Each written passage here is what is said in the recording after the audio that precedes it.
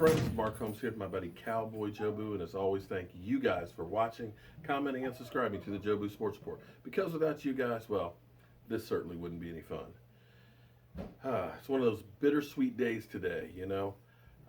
You've seen all the great stuff with Dak Prescott and, you know, the Cancer Foundation he's working with and stuff, but the NFL came down, of course, and gave the final edict on David Irving's drug suspension. So, you know what we need right now.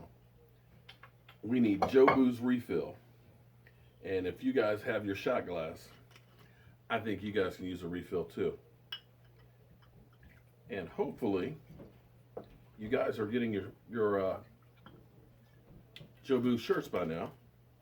I've got actually one of them on. Finally now have enough that I actually have some of them. So, I need some help understanding the David Irving suspension. He was suspended for using a performance-enhancing drug that he admits that he didn't know had something in it. He was doing it for an endorsement deal, and believe me, he's on a one-year deal for $600,000, so he's not making a whole lot of money in NFL standards and definitely needs the endorsements. So he didn't knowingly take, you know, a performance-enhancing drug. It was an accident. So I don't understand why the NFL couldn't say, okay, we understand you took it by mistake. Still doesn't get you off the hook. Let's reduce it down to, say, 3 games.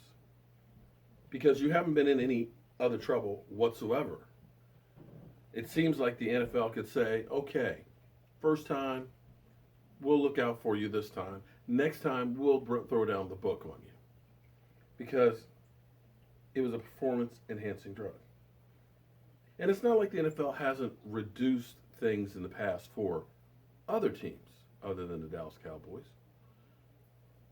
Because I think back to 2 years ago, Le'Veon Bell, the running back for the Pittsburgh Steelers, Stephen A. Smith, one of your teams that you profess to love,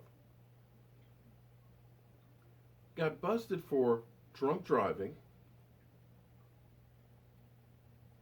and failed a marijuana test.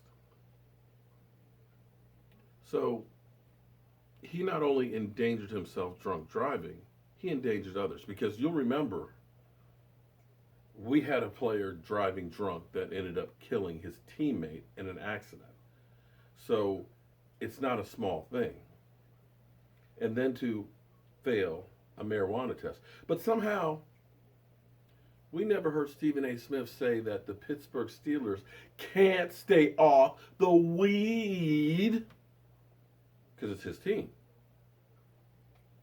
So the NFL originally gave him a 3-game suspension, but they reduced it to 2. So I don't understand why the NFL couldn't say, okay, it was a performance-enhancing drug, David Irving. You haven't been in trouble before. You didn't take it knowingly, that maybe we'll give you a 3-game suspension instead. But no, they didn't. The appeal process is already done. But here's where it really kind of gets interesting to me and lets me know that maybe there really is a bias against the Dallas Cowboys. Because lo and behold, 12 months after the original suspension was reduced for Le'Veon Bell, he ended up skipping mandatory drug tests. Now, that's just not to say that he would have failed, but see, the way the NFL looks at it is if you don't show up for a test, we know because of Randy Gregory, it counts as a fail. And it wasn't just one that he skipped, it was numerous. So they suspended him for 4 games, but then they reduced it to 3. Yet, Stephen A. Smith doesn't remember that or talk about he can't stay off the weed because clearly he can't. Not showing up for the drug test, you can't say, oh, I forgot. I just missed it. Because if our guy could take something by accident, first time, not get reduced, explain to me how Le'Veon Bell missed multiple tests after having a DUI and failing and being in the substance abuse program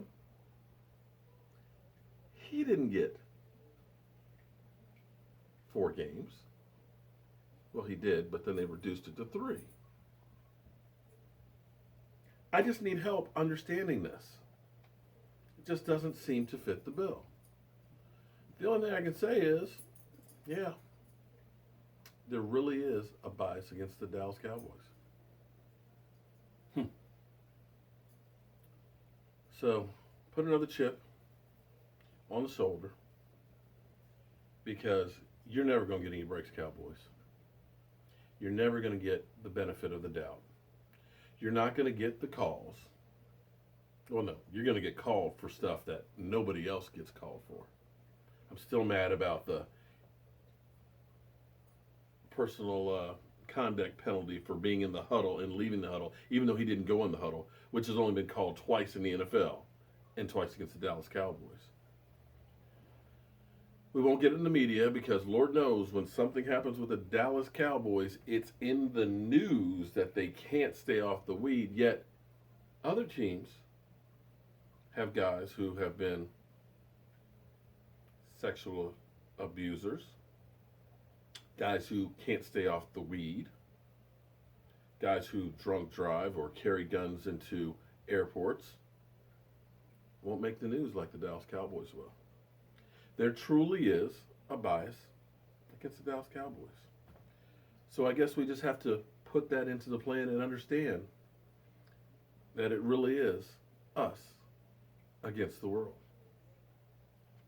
I'm Mark Holmes. This is Cowboy Jobu. And if you have the answers, please share them with me. Hope you guys have a great night. And boy, do I need this one.